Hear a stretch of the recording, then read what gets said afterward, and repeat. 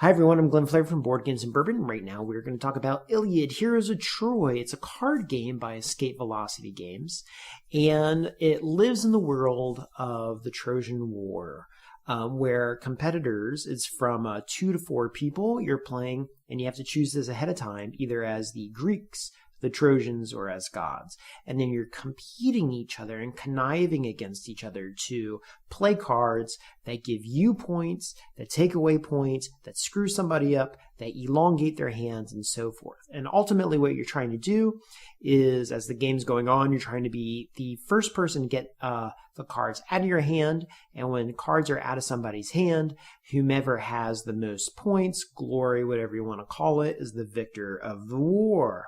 Now, let's talk about what this game really brings. Now, the game, first of all, set in the time of the Iliad, I think is very thematic. I think the art is great. I think the components are great. And I've had a good time every time I've played it. I've played it tens of times, probably 40 times, okay? In all the number ranges. And it's been a great time, and everyone's had a good time with this so far. So what occurs in the game? Okay, well, first thing that's going to happen, I'll talk about setup. Setup is you're going to get a stack of cards about this big, and the cards have people from different factions on them. They also have powers. All these little things here are powers. Every player is also going to get a little card that tells you what all the powers do. What a great move. Thank you for doing this.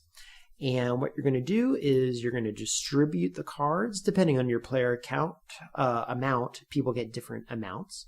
Then what they do, let's say you give 12 to everyone, they're going to pick 3, it's going to go back, it gets shuffled, and now this is draw pile. Turn one card over to start the game, and now you go.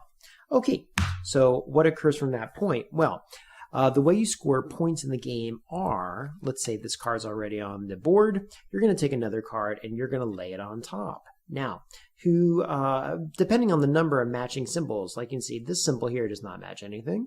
It has nothing here to match that.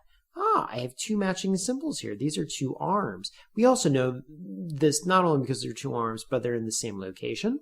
That gives whomever owns this faction a point. You can play as the Greeks, the Trojans, or gods in this game, okay? That's for 3 people. If you're in a 4-player game, you play as teams, where 2 people are Greeks, 2 people are Trojans. This doesn't match anything up here, and this is simply the affiliation of the card. Okay, so whatever card you play, points go to that affiliated group. Then you get to activate one of the powers on your card. Now, this is really where it gets strategic. The powers are, as I read from this.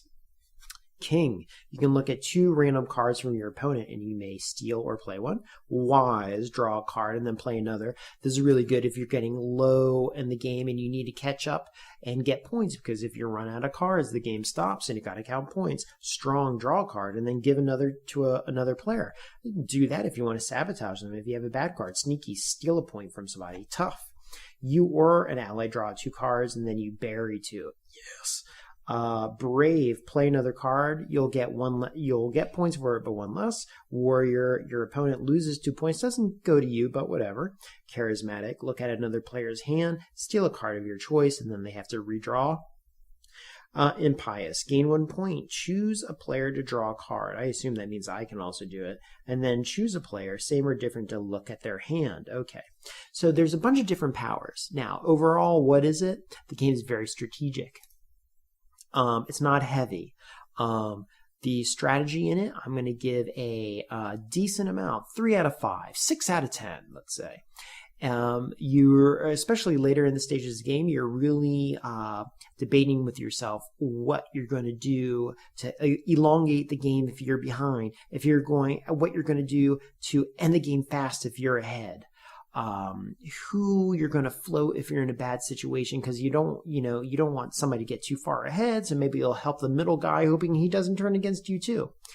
The art in the game, 10 out of 10. The art is fantastic, okay? I mean, the pictures are, I would say they are impressionistic, but I would also say they are surreal in a way as well.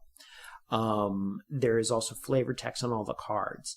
Is it thematic? I would say it's thematic because the cards, the card art, it invokes that time period, and the way you're playing where you're battling, you're strategizing. I think it plays strongly into the battle concept as well. It plays in about 20 minutes, and everyone has a good time, and it's very easy to understand, which I think is the hallmark of a great game.